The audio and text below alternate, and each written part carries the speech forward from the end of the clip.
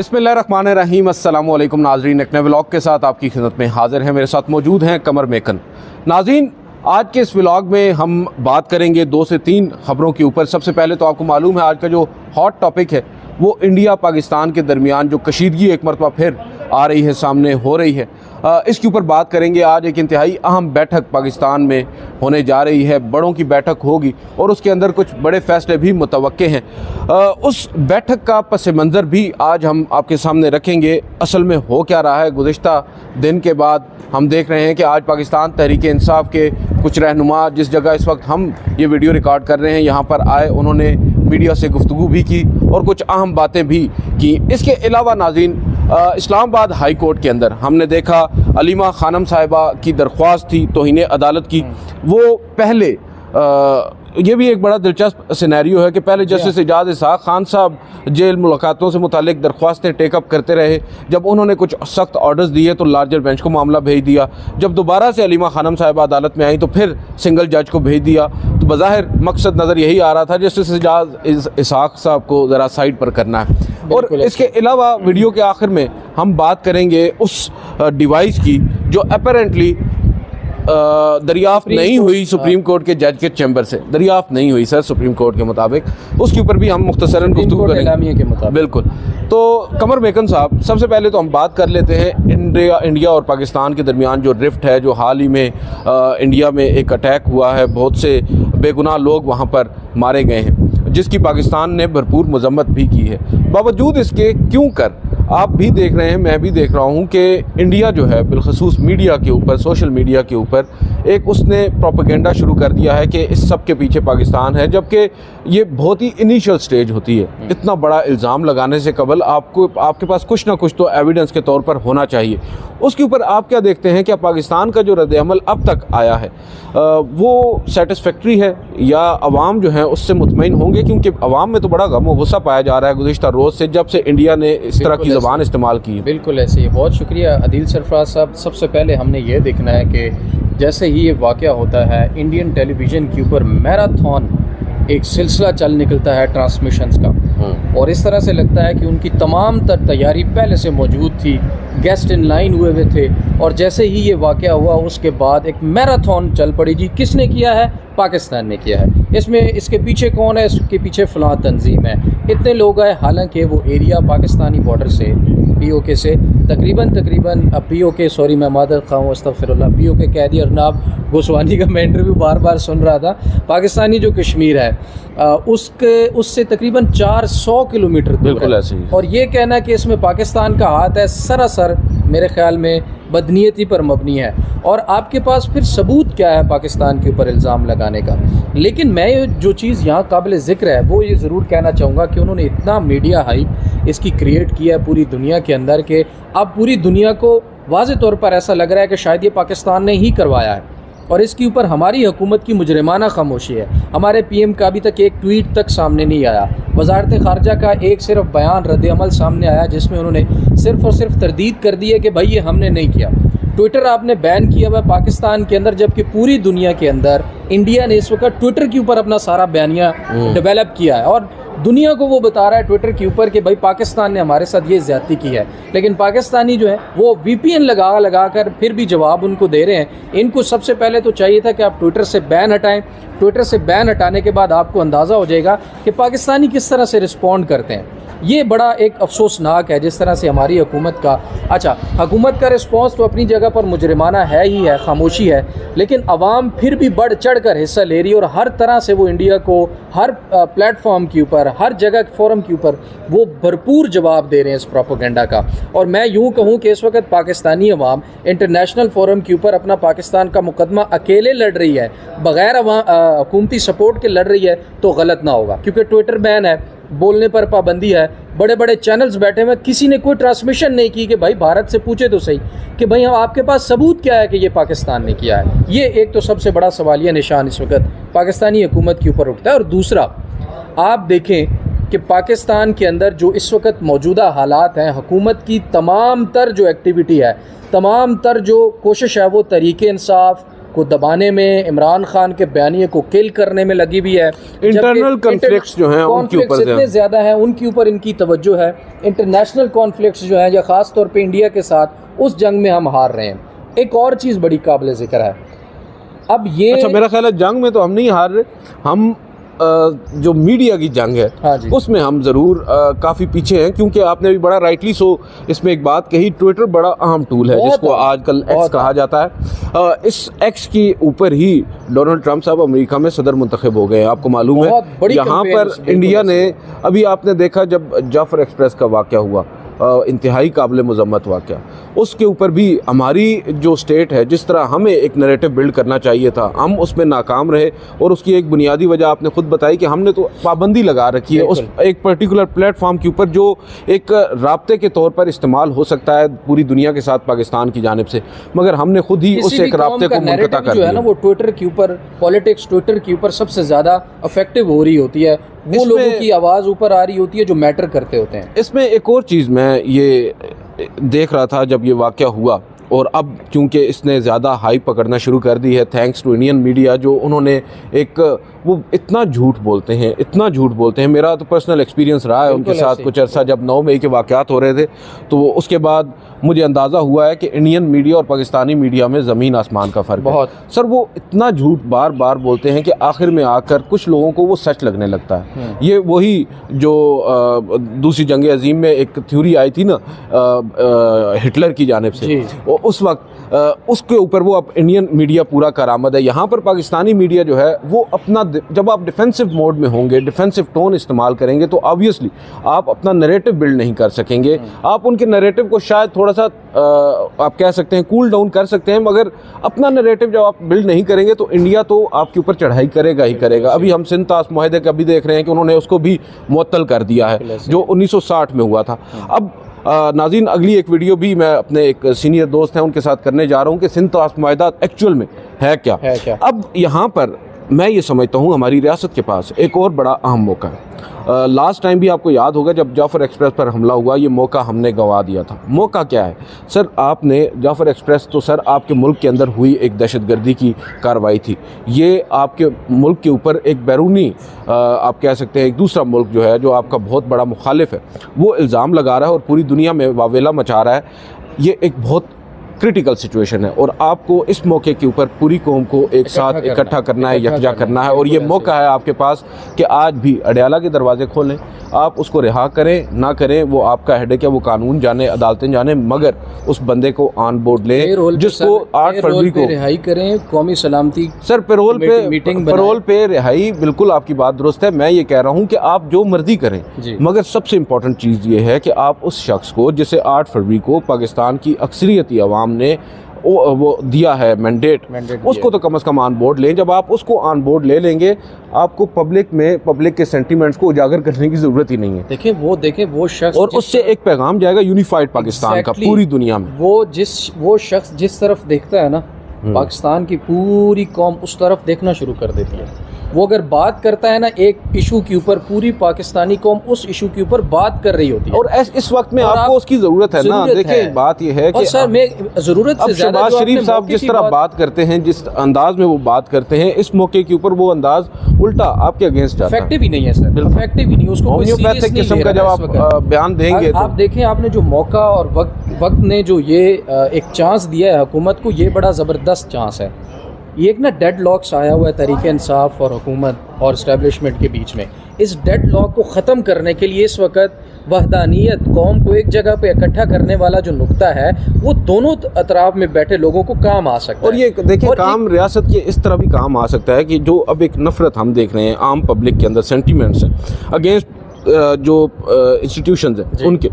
देखिए आज इंस्टीट्यूशंस अगर एक बड़ा फैसला कर लेते हैं और तमाम स्टेक होल्डर्स को एक पेज पर ले आते हैं, तो जो अवाम है वो भी पुराने गिले शिकवे भूल जाएंगे। और देखें सैनिटी प्रिवेल करनी चाहिए। और हम ये नहीं कहते कि आप आज इमरान खान साहब जेल में हैं, कल नवाज शरीफ साहब जेल में थे। जब इस तरह की सिचुएशन हो, आप नवाज शरीफ को बाहर निकालें, आप इमरान खान को बाहर निकालें।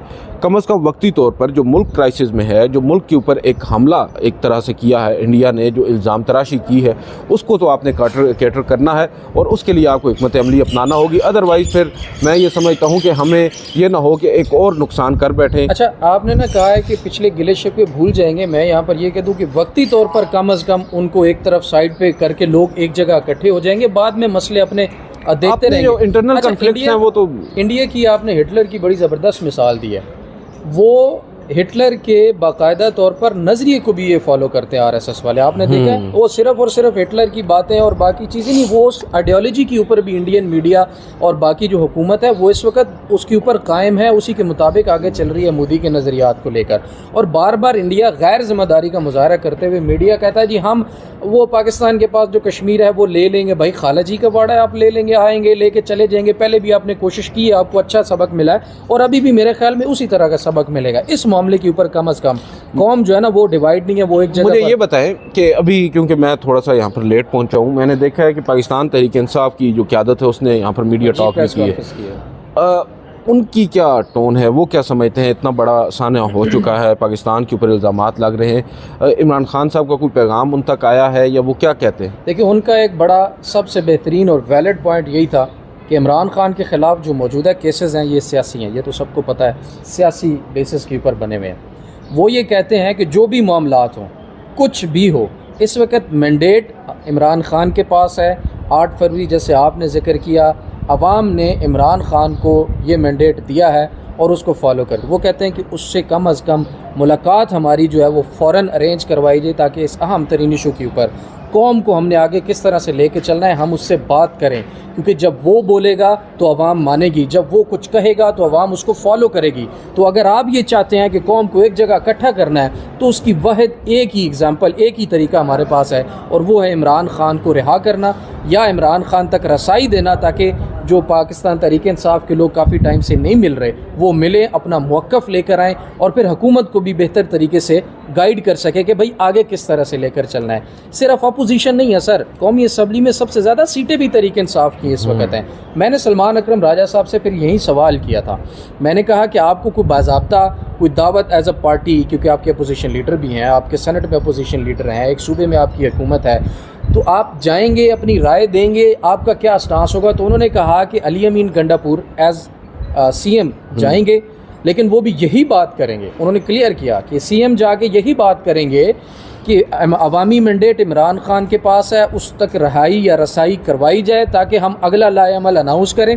अदरवाइज़ सलमान अकरम राजा का ये कहना था कि हम किसी किस्म की कोई राय जो है वो देने के काबिल नहीं होंगे जब तक हमारी इमरान खान से इस बात पर मुशावरत नहीं हो। दैट मीन्स कि जो बैठक अब से कुछ देर कबल, जब तक ये वीडियो रिकॉर्ड हो चुकी होगी नाजरीन, वो शुरू हो चुकी होगी प्राइम मिनिस्टर ऑफिस में, जो नेशनल सिक्योरिटी कमेटी की मीटिंग है जिसमें वज़ीर आज़म साहब हेड करेंगे, आर्मी चीफ़ होंगे, आला अस्करी और सिविल क़यादत के लोग मौजूद होंगे उसमें और अहम फैसले मुतवक्के हैं। मगर फिर बात वही है कि अगर अहम फैसले करने हैं, बड़े फैसले करने हैं, उन बड़े फैसलों की पुष्ट पर अगर आवाम नहीं खड़ी होगी तो आप बड़े फैसले कैसे कर पाएंगे? यही हमने एक अनफॉर्चुनेट वाक़या जब जाफराबाद का हुआ उस वक्त देखा, आपकी जानिब से कोई बड़ा फ़ैसला नहीं लिया जा सका क्योंकि तमाम स्टेक होल्डर्स ऑन बोर्ड नहीं थे।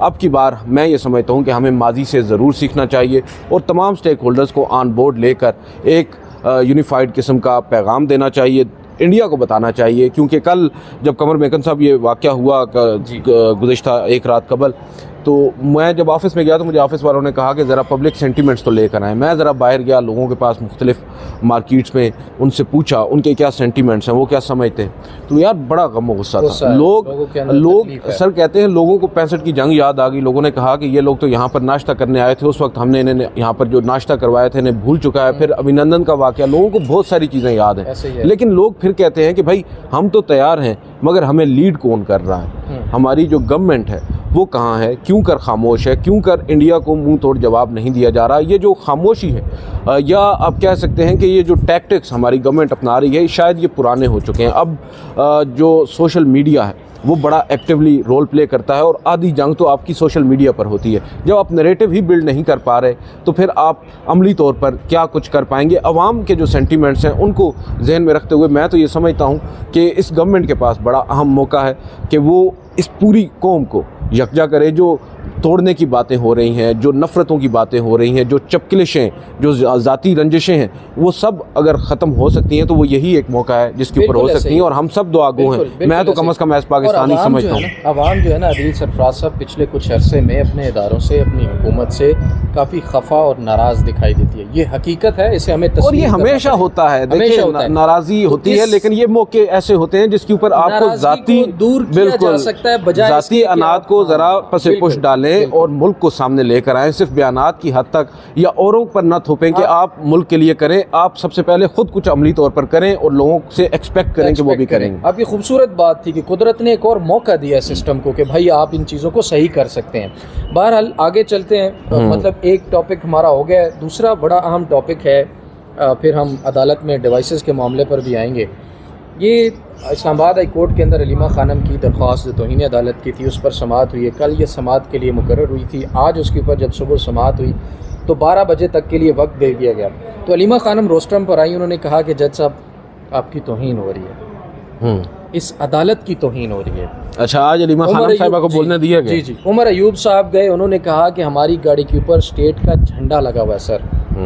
जब हम जाते हैं अडयाला जेल तो रास्ते में खड़ा एक कांस्टेबल हमें रोक देता है और कहता है कि मैं स्टेट को नहीं मानता, आप आगे नहीं जा सकते। अंदाज़ा करें। और जज साहब कहते हैं कि अच्छा ये मेरे पास केस कैसे आ गया है? ये जस्टिस अमीन मिन्हाज साहब तो नहीं? जस्टिस अमीन मिन्हाज साहब थे। उन्होंने कहा कि ये केस जो है मेरे पास आ गया है। 12 बजे तक उन्होंने फिर वक्फा कर दिया और कहा कि ये सिंगल सुनना है। उसके बाद उसमें 1 घंटे की मजीद तोसी कर दी गई। 12 बजे से अब 1 बजे तक तोसी कर दी गई, और हो सकता है 1 से 2 हो जाए, क्योंकि 5 बजे तक वक्त है आज मुलाकातों का। अच्छा, दूसरा फिर वो आज डिविजनल बेंच भी है ना, तो पहले ताला लगा हुआ था अदालत में, तो अब जैसे ही ताला खोला है डिविजनल बेंच के लिए, तो अब तमाम पीटीआई के रहनुमा जो है ना, वो जाकर अलीमा खानम वगैरह वो जाकर उस अदालत में बैठ गए। तो अब देखते हैं कि वहाँ पर क्या होता है।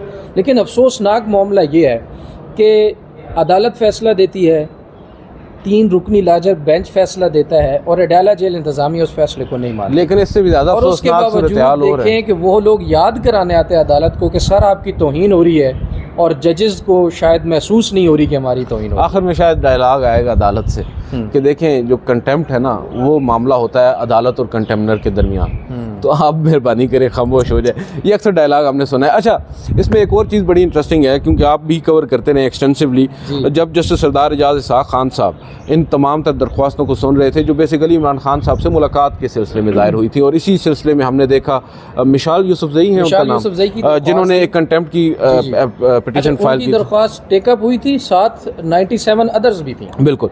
अब वो जैसे सरदार एजाज इसाक खान साहब ने सबसे पहले तो उस पर मुलाकात का कहा, फिर अपने कमिश्नर भी तैनात किया अपनी लॉ क्लर्क को। वो सब हमारे सामने मुलाकातें नहीं हो सकी, अदालती फैसलों को रद्दी की टोकरी में फेंक दिया गया, और फिर मामला हम देख रहे थे कि अब थोड़ा सा शायद हतमी शक्ल इख्तियार करेगा। अचानक से एंट्री होती है। डिस्पोज ऑफ कैसे हुई है? कैसे? पीटीआई के वकला को मुआवनत के लिए बुलाया गया था। सलमान अकरम राजा साहब जब इंश्योरेंस करके आए थे कि हम नहीं, वो अलग दरख्वास्त थी।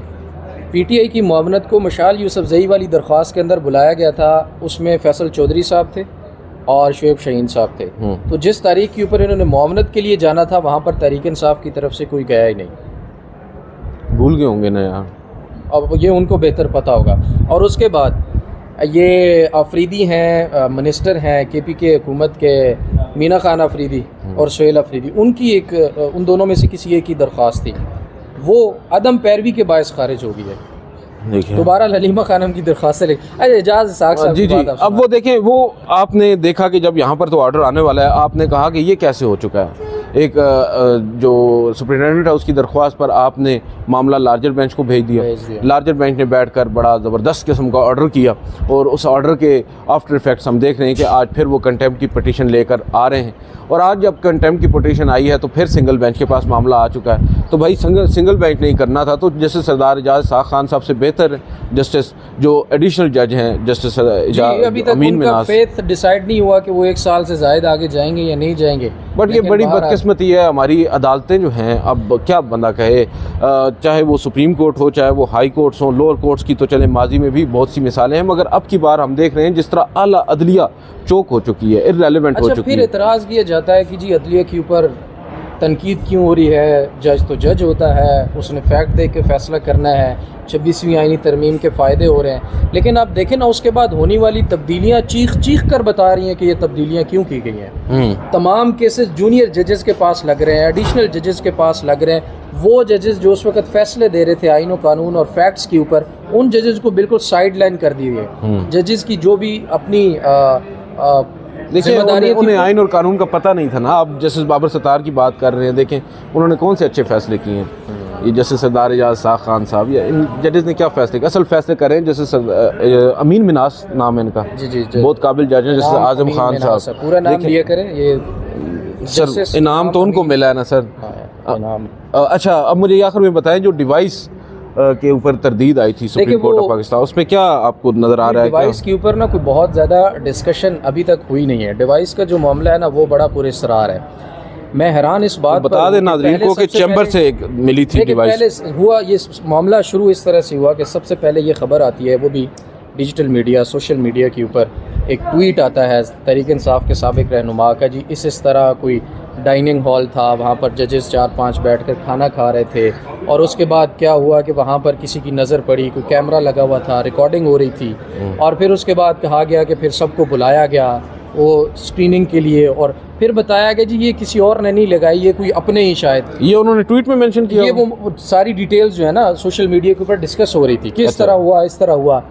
तो फिर जनाब उसके बाद एलामिया आ जाता है फ़ौरन। हालांकि हमने कंफर्म करने के लिए राब्ते किए कि जी तर्जुमान से पूछें, किसी से पूछें, ऑफिशियल से, तो फिर फ़ौरन तरदीद आ जाती है। अब ये ख़बर दुरुस्त है नहीं है जो भी है, लेकिन किसी मीडिया के ऊपर एक टिकर नहीं चला, ठीक है। सुप्रीम कोर्ट के किसी रिपोर्टर ने रिपोर्ट नहीं किया। क्या इस तरह की खबरें चाहे वो सही हैं या दुरुस्त हैं कहीं से भी आएंगी तो सुप्रीम कोर्ट उसके ऊपर एलामिया जारी करके तो और ज़्यादा इस मामले को मशकूक बना रही है। मेरा असल में एतराज़ ये है कि उस मामले को मशकूक बनाने में सबसे ज़्यादा फ़ौरन एलामिया जारी कर दिया और तरदीद जारी कर दी गई। वो कि अब तरदीद आ गई है तो हम ये कह सकते हैं कि वो खबरें सारी गलत थी। नहीं, लेकिन इसके ऊपर ये भी तो अब आप ये कह रहे हैं कि हम उन्हें कहें कि आप एक और उसके ऊपर प्रेस रिलीज जारी करें और कहें कि हम अपनी तरदीद वापस ले रहे हैं। नहीं तरदीद वापस ना ले, लेकिन मुझे हैरानगी इस बात पर है कि इतनी जल्दी तरदीद आ कैसे गई है जबकि कोई टिकर कहीं पर नहीं चला। हो सकता है बहुत सारे लोगों ने उनसे रब्ता किया हो कंफर्मेशन के लिए, वो खैर अलग बात है कि हम जो कवर करते हैं सुप्रीम कोर्ट, हम में से अक्सर को नहीं मालूम था कि ये खबर है। सर देखिए मुझे तो अगले रोज मालूम हुआ जब एलामिया आया। आपने अगर पूछा कि जी बता दे तर्जुमान साहब ये खबर दुरुस्त है या नहीं, तो आपको बता दें कि अदील सरफराज साहब ये खबर दुरुस्त नहीं है। एलामिया जारी करके पूरी दुनिया को बताने की क्या ज़रूरत है कि क्या ठीक है क्या गलत। अगर खबर चलती कहीं पर किसी मीडिया के ऊपर, कोई शो होता, कोई डिटेल सामने आती, फिर ये कहा जा सकता था कि जी ये खबर गलत है और ये सरासर इल्ज़ाम है और गलत हो सकता है। सर देखें प्रेशर तो होता है ना, आपको मालूम है इस्लामाबाद हाई कोर्ट में लगा कि मुद्दई सुस्त गवाह चुस्त वाली बात है कि खबर अभी तक चली नहीं, किसी ने कोई बात की नहीं, 2-4 सिर्फ ट्वीट्स हुए हैं हमें हवा में, और इधर से सुप्रीम कोर्ट। लेकिन आप ये भी तो देखें ना, अगर ये एलामिया उस वक्त ना आता तो शायद अब वो बहस जो आपका मीडिया है उस तक आ चुकी होती, क्योंकि सोशल मीडिया से इवेंचुअली बहस ट्रेडिशनल मीडिया पर आती है और फिर ख़बरें ज़्यादा फैलती हैं, और जब तक ये ज़्यादा फैल चुकी होती फिर चाहे ये कंडेमेशन भी आ जाती, कोई मजम्मत भी आ जाती या तरदीद भी आ जाती, तो शायद उसका इतना असर ना होता। अब कम से कम उन्होंने रोक तो लिया है, और हो सकता है क्योंकि जस्टिस याहिया अफरीदी साहब आपको पता है बड़े एक्टिव हैं एडमिनिस्ट्रेटिव साइड पर, उन्होंने चाइना से बैठ कर फ़ोन किया हो कि भाई ये प्रेस रिलीज जारी कर दो। लेकिन कायम मकाम इस वक्त मंसूर साहब है। सर कायम मकाम साहब ने कल केक काटा है। मानते क्यों नहीं आप? अभी तक नहीं मानते। आप ही कहते थे बनेंगे, आप ही कहते। सर हम तो कहते हैं बन चुके हैं, नाम नहीं लेते। नहीं यार देखें, हम क्या एक्सपेक्ट कर सकते हैं जस्टिस मंसूर अली शाह साहब से? कायम मकाम चीफ जस्टिस हैं, मगर आप ये भी तो देखें ना इस वक्त चीफ जस्टिस की क्या इख्तियारात हैं जो कायम मकाम चीफ जस्टिस के होंगे। बिल्कुल ऐसे ही है। चलें नाज़रीन, आपने सुना कमर मेकन साहब को। आज के इस व्लॉग से इतना ही, इजाज़त दीजिए। अल्लाह हाफ़िज़। अल्लाह हाफ़िज़।